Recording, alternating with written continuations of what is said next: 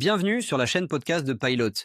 Ici, on parle Airbnb, rentabilité et décisions concrètes pour les propriétaires qui veulent arrêter de subir et reprendre le contrôle de leur activité. Je te souhaite une bonne écoute. Si vous êtes hôte sur Airbnb, il y a de fortes chances que les stratégies qui marchaient très bien il y a à peine 2 ans soient aujourd'hui complètement inutiles. Je pèse mes mots. Carrément. Ce qui fonctionnait en 2024, c'est presque un aller simple vers l'invisibilité en 2026. C'est ça. La plateforme a tout changé, mais vraiment en profondeur. Et c'est justement notre sujet aujourd'hui. On va se plonger dans le nouvel algorithme d'Airbnb pour 2026. Pour ça, on a épluché un guide ultra détaillé et la transcription d'une vidéo d'un expert du secteur. Et le but, c'est de décrypter ce que les hôtes du top 5% savent déjà et que tous les autres ignorent encore. Et il faut vraiment insister sur le mot «savent» parce que ce n'est pas juste un petit ajustement technique, c'est un vrai changement de philosophie. Ah oui. Oui, avant, Airbnb voulait montrer les meilleurs logements, les plus beaux, les mieux notés, tu vois. Aujourd'hui, son seul but, c'est de trouver le logement le plus pertinent pour chaque voyageur, individuellement. C'est une révolution en fait. Ça oblige à tout repenser de zéro. Exactement. D'accord. Alors pour bien comprendre où on va, il faut peut-être regarder d'où on vient. Les sources décomposent cette évolution en 3 grandes ères. La première, de 2008 à 2018, c'était l'ère de l'intérêt. L'ère de l'intérêt, oui.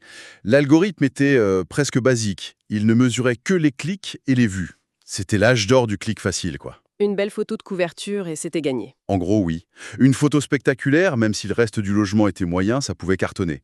Plus de clics, plus haut dans le classement. C'était simple, peut-être un peu trop. Et puis, tout a changé. Entre 2018 et 2024, on est entré dans la deuxième phase, l'ère de la satisfaction. C'est là que les avis, les notes. C'est ça, ils sont devenus le centre du jeu. Le but ultime, le Graal, c'était d'avoir 5 étoiles partout et d'obtenir le fameux statut de... Super host. Le super host, exactement. C'était la garantie d'une bonne visibilité. L'algorithme récompensait la qualité de l'accueil, la satisfaction. C'était déjà un grand pas. Mais ça restait une vision un peu monolithique de la qualité. Un bon logement était bon pour tout le monde. Voilà. Et c'est là qu'on arrive à aujourd'hui. Depuis 2025, on est dans la troisième ère, celle du right fitting. L'adéquation parfaite. Alors là, le concept me semble à la fois génial et un peu effrayant. Ce n'est plus une question d'être le meilleur dans l'absolu. Non, c'est d'être le meilleur pour une personne en particulier. L'algorithme est devenu un expert en matchmaking. Il ne regarde plus seulement ton annonce, il analyse le comportement passé de chaque utilisateur. C'est-à-dire, Les logements qu'il a regardés, ceux qu'il a mis en favori, son budget moyen, s'il voyage seul, en famille, même l'heure à laquelle il fait ses recherches. attends, l'heure de la recherche. Waouh, ça va jusque-là. Absolument. Un voyageur qui cherche tard le soir un logement pour le lendemain n'a pas les mêmes besoins que quelqu'un qui planifie ses vacances 6 mois à l'avance. L'algo le sait. C'est fou. Les sources donnent un exemple très concret. Si tu as l'habitude de chercher des logements qui acceptent les animaux, la plateforme va te montrer en priorité ces annonces pet-friendly, même si leur note globale est de 4,8 au lieu de 4,9. Parce que pour cette personne, ce critère est plus important. Voilà. Donc si je suis un voyageur d'affaires, je vais voir en premier des apparts avec un vrai bureau, une connexion fibre. Une famille verra des logements avec un lit bébé. Logique. Mais la conséquence, c'est que mon annonce, aussi belle soit-elle, peut être totalement invisible pour une immense partie des voyageurs. C'est la conclusion la plus importante. Tenter de plaire à tout le monde avec une annonce généraliste, c'est la nouvelle recette pour l'échec, quoi. La spécialisation, ce n'est plus une option. C'est la seule condition pour exister. D'accord, c'est fascinant. Mais alors, comment il pense cet algorithme Airbnb? Les sources parlent d'un entonnoir de conversion, un peu comme sur Amazon? L'analogie est un peu froide, je te l'accorde, mais elle est redoutablement efficace pour comprendre la mécanique. Il faut imaginer le parcours du voyageur comme une descente dans cet entonnoir. Chaque étape est analysée, mesurée. Et pondéré, j'imagine. Toutes les étapes ne se valent pas. Loin de là. Ok, alors décomposons cet entonnoir. C'est quoi le premier niveau? Le premier niveau, c'est le haut de l'entonnoir, la vitrine.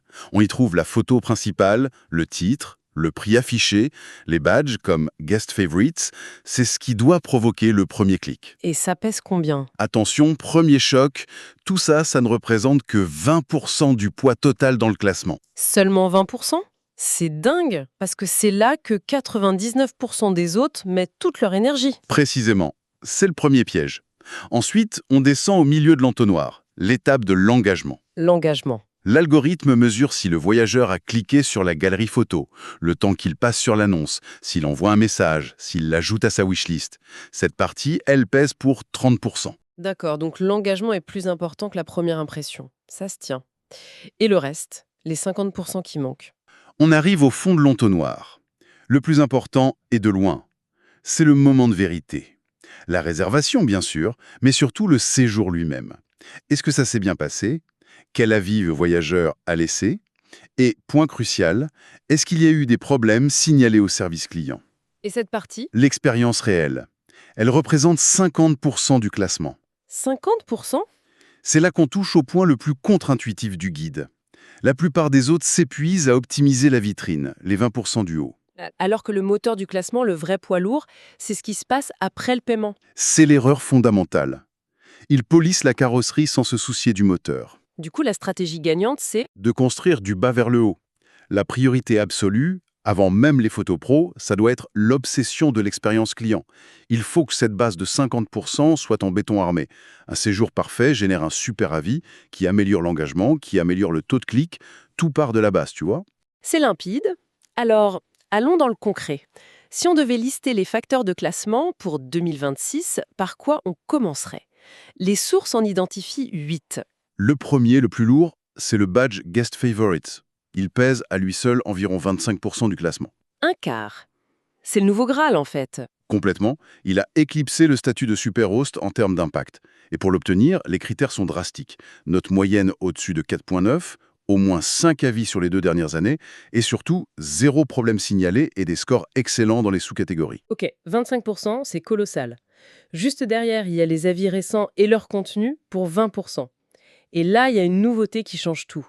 L'algorithme sait lire. C'est ça. La note en étoile, ça suffit plus. L'IA analyse le texte des commentaires. Les sources sont formelles. Une annonce à 4,8 avec un commentaire long, détaillé, enthousiaste. Du genre, c'était incroyable, l'hôte était super. Voilà. Et bien cette annonce aura un meilleur classement qu'une annonce à 5 étoiles avec un simple bien ou correct. L'IA détecte les superlatifs, les émotions. Et j'imagine que l'inverse est terriblement vrai. Ah oui. Un avis négatif, surtout s'il est détaillé, a 2 fois plus d'impact négatif qu'un avis positif n'a d'impact positif. Un seul séjour catastrophique peut ruiner des mois d'efforts. Le troisième facteur, ce sont les scores par catégorie, pour 15%. Mais toutes les catégories ne se valent pas, c'est ça. Non. La propreté, l'exactitude de l'annonce et la facilité du check-in sont des fondamentaux. L'algorithme leur donne une pondération double. Un seul mauvais score en propreté, un seul, peut faire chuter une annonce de 15 ou 20 places. Waouh. Vient ensuite le temps de réponse pour 10%. Ça, c'est un classique, mais j'imagine que les exigences ont augmenté. Énormément.